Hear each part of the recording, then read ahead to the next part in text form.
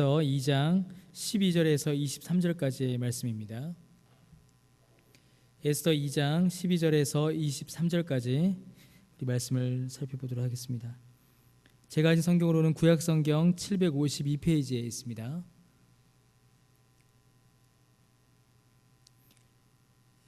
제가 가진 성경으로는 구약성경 752페이지입니다. 에스더 2장 12절에서 23절까지 우리 한 절씩 나누어 읽도록 하겠습니다. 제가 먼저 읽습니다. 처녀마다 차례대로 아하수에로 왕에게 나아가기 전에 여자에 대하여 정한 규례대로 12달 동안을 행하되 6달은 모략 기름을 쓰고 6달은 향품과 여자에게 쓰는 다른 물품을 써서 몸을 정결하게 하는 기한을 마치며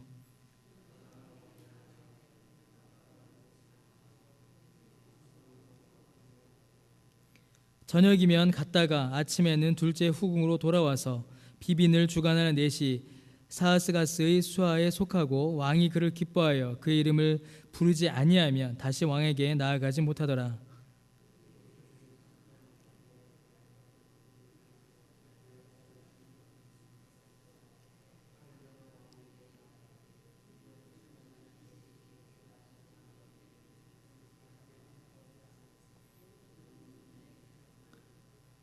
아하수에로 왕의 제7년 10월 곧 데벳월에 에스더가 왕궁에 인도되어 들어가서 왕 앞에 나가니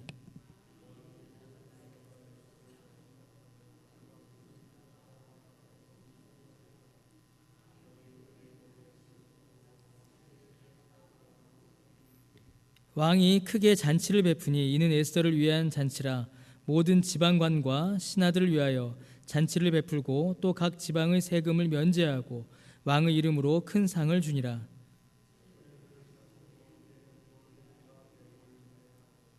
에스더는 모르드게가 명령한 대로 그 종족과 민족을 말하지 아니하니 그가 모르드게의 명령을 양육받을 때와 같이 따름이더라.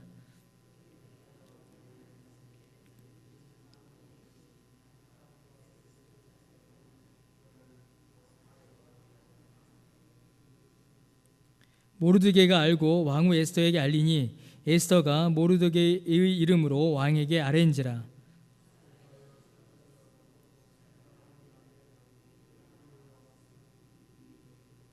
아멘.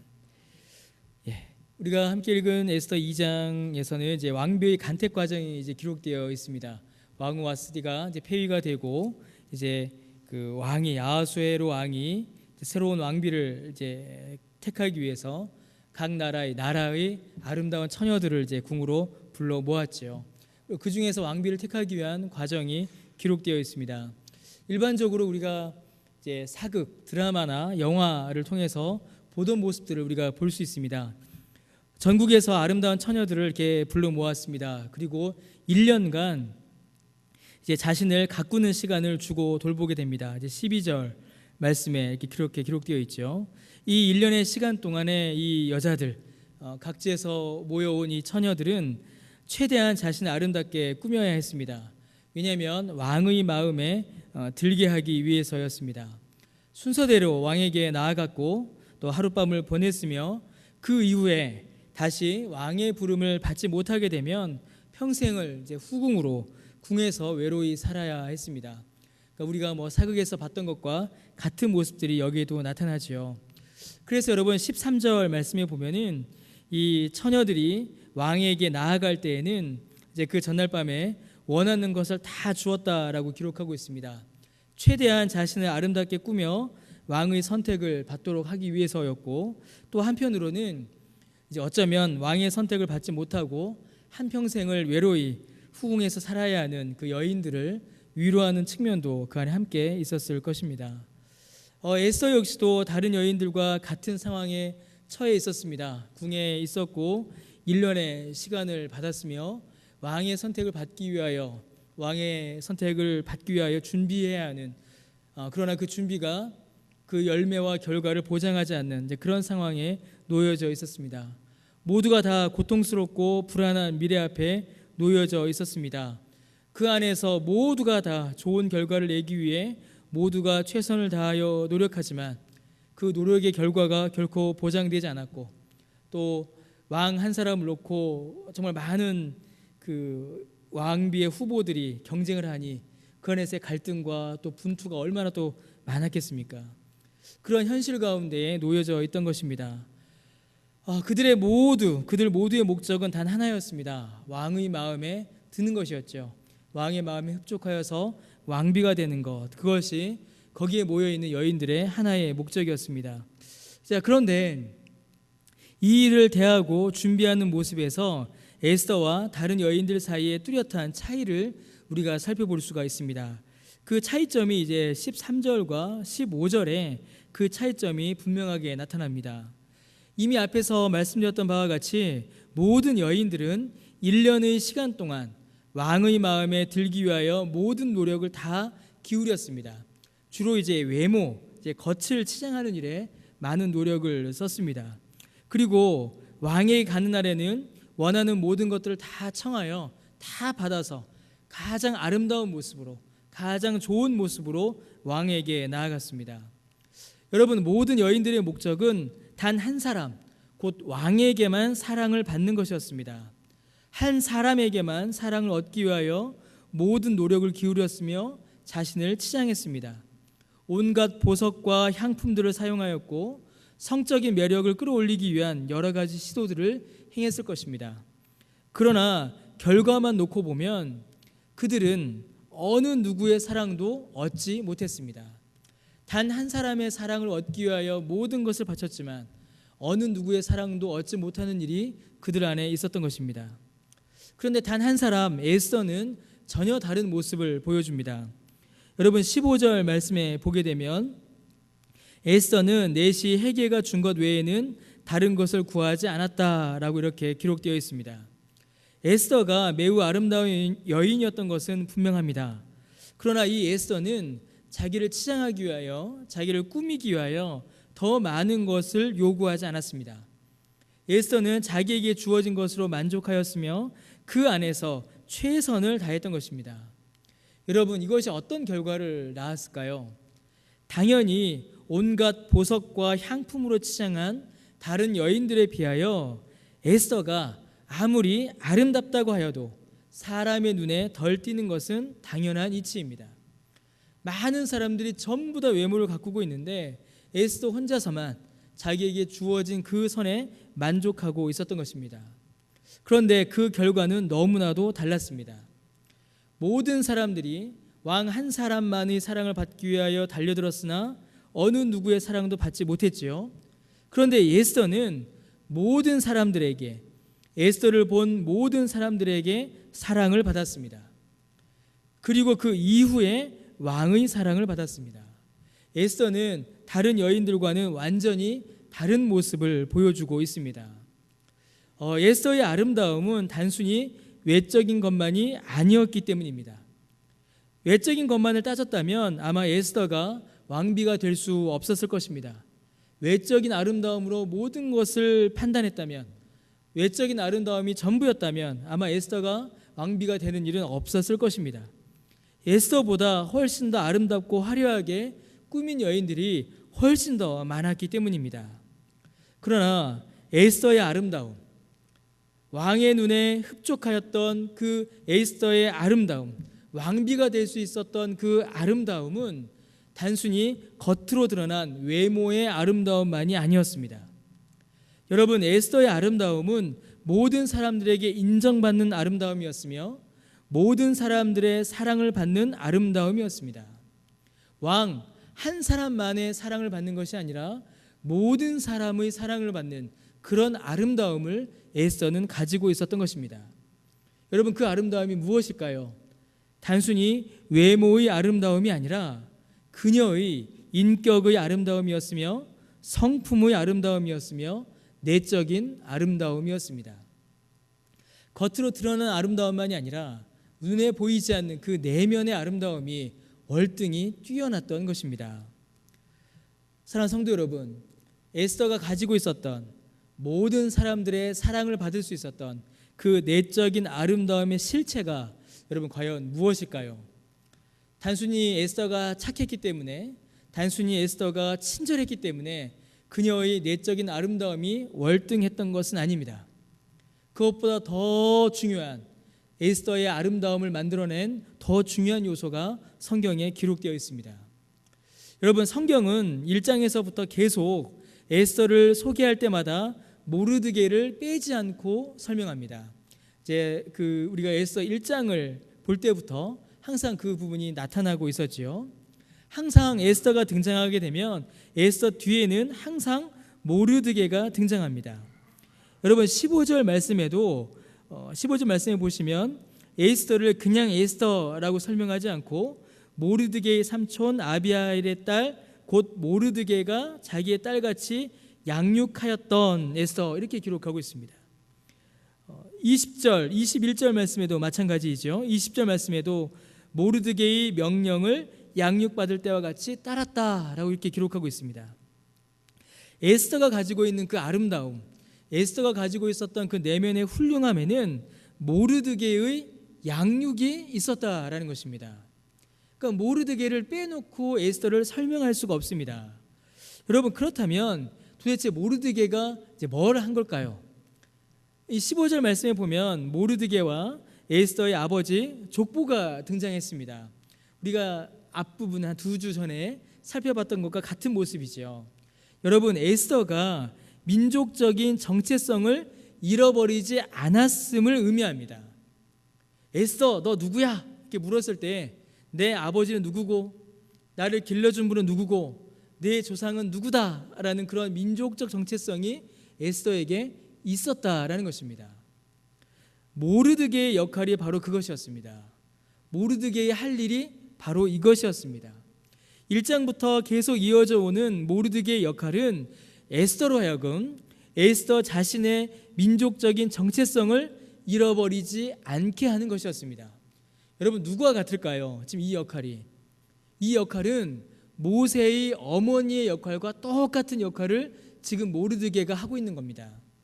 여러분, 모세가 바로의 궁전에서 자랄 때에 모세의 유모가 누구였죠?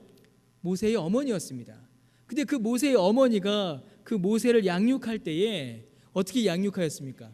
계속해서 모세는 유대인이며 모세를 통하여서 하나님의 구원 역사가 일어날 것을 계속 가르쳤습니다. 모세의 민족적인 정체성, 그 정체성을 잃어버리지 않게 한 것이죠. 여러분, 모르드게 역시도 지금 그 역할을 하고 있는 것입니다. 에스더에게 에스더 자신이 유대인이라는 사실을 잊지 않도록 계속 가르쳐 온 것입니다. 여러분, 그런데 그 민족적 정체성이라는 것이 여러분 지금 과연 그것이 무엇입니까? 지금 이 바벨론 땅에 끌려와서 이 바사 땅에 끌려와서 살고 있는 모르드게와 이 에스더의 민족적인 정체성, 여러분 그것이 과연 어떤 것이었습니까? 패망한 나라에서 포로로 끌려온 식민지 백성이었습니다. 이게 모르드게와 에스더가 가지고 있었던 민족적 정체성이었습니다. 강한 나라의 백성도 아니고 부유한 나라의 백성도 아니고 성공한 나라의 사람들도 아닌 정복당하여 망하여 포로로 끌려온 식민지 백성, 이것이 모르드게와 에스더가 가지고 있었던 민족적인 정체성이었습니다. 심지어 모르드게는 그러한 사실을 숨기라고까지 말했습니다. 이것을 드러내는 일이 어려울 정도로 그들이 처했던 상황은 안 좋았던 것입니다. 여러분, 세상이 보기에는 그랬습니다. 세상의 관점으로 보기에는 에스더와 모르드게의 정체성, 에스더와 모르드게의 배경은 가장 약하고 보잘것없으며 겉으로 자랑할 것 하나도 없는 그런 패망한 민족이었습니다. 그러나 사랑하는 성도 여러분, 그것이 패망한 나라의 포로된 백성이라는 이 정체성이 에스더와 모르드게가 가지고 있었던 정체성의 전부는 아니었습니다. 그것이 전부가 아니었습니다. 여러분, 에스더가 가지고 있었던 민족적인 정체성, 모르드게가 계속하여 가르쳤던 에스더의 배경은 패망한 나라의 포로된 백성, 그것이 아니라 하나님의 백성이었습니다. 하나님의 자녀였습니다. 비록 지금은 포로로 끌려와 이방 나라에 거하고 있지만 하나님께서 약속을 주셨고 하나님의 나라를 이루겠다라고 말씀하셨으며 하나님께서 약속하신 땅으로 돌아가 하나님의 나라를 세워나갈, 하나님의 나라를 이루어나갈 하나님의 백성이라는 그 정체성을 모르드게를 통하여 에스더는 가지고 있었던 것입니다. 그 정체성으로 그들은 살고 있었지요. 여러분, 그 정체성은 에스더를 바꾸어 놓았습니다. 어떻게 바꾸어 놓았을까요? 다른 사람들과 다른 여인들과 에스더를 구별시켰습니다. 여러분, 다른 여인들은 전부 다 사람의 눈에 보기 좋은 사람이 되기 위하여 노력했습니다. 어떻게 하면 사람의 눈에 흡족할까? 어떻게 하면 사람들에게 인기를 얻을까? 어떻게 하면 사람의 기준에 흡족하게 만족시킬 수 있을까? 거기에 목적을 맞추었지요. 그러나 에스더의 목적은 사람의 눈이 아니었습니다. 에스더는 하나님 보시기에 합당한 사람이 되는 것이 에스더가 가지고 있었던 삶의 목표였던 것입니다.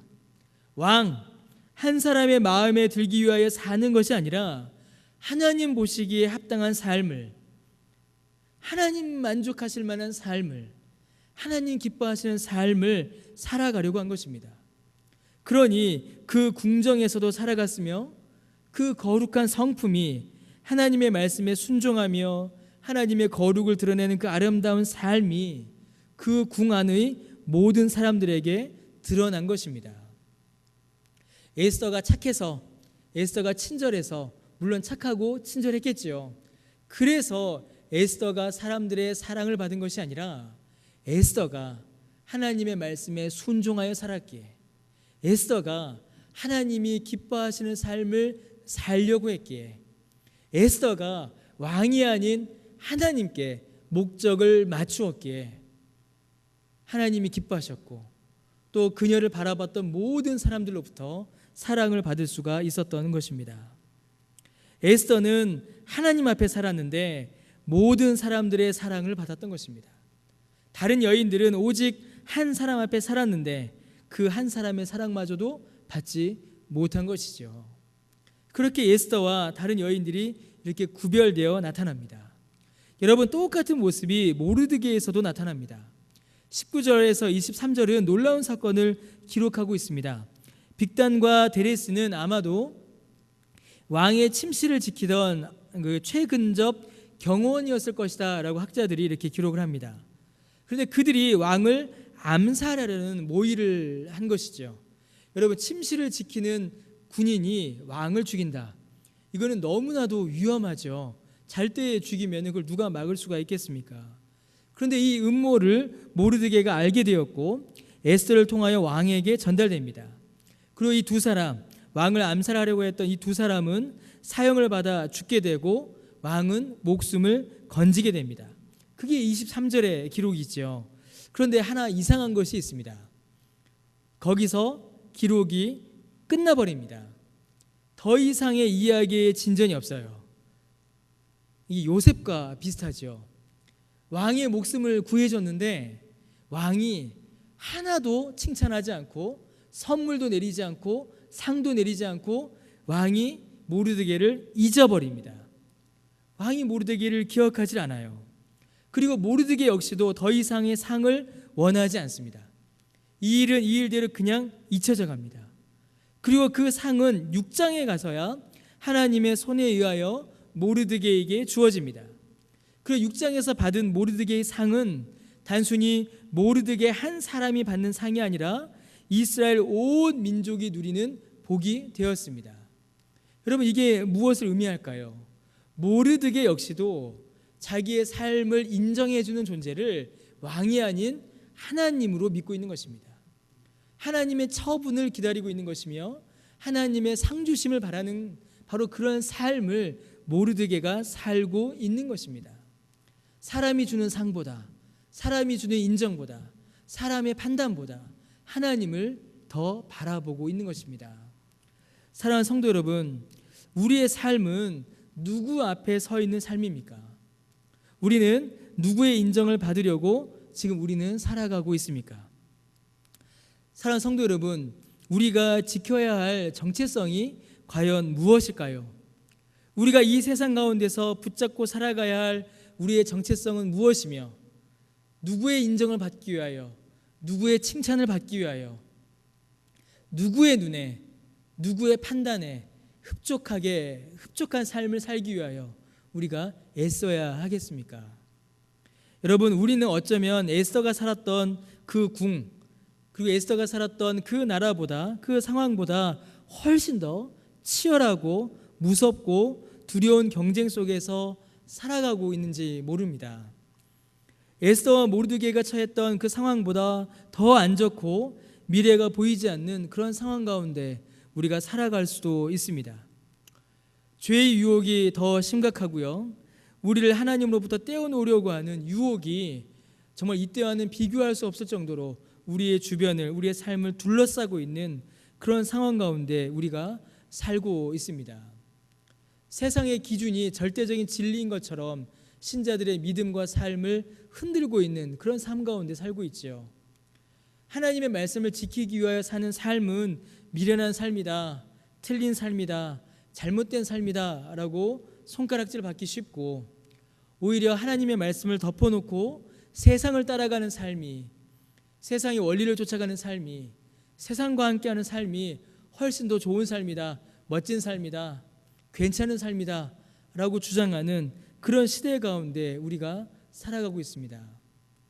하나님 말씀 지키기 위하여서 세상의 유혹을 거부하면 손가락질 당하고, 세상과 섞이고 세상과 함께하고 세상을 즐기면 칭찬받는 그런 세상 가운데 우리가 살아가고 있습니다.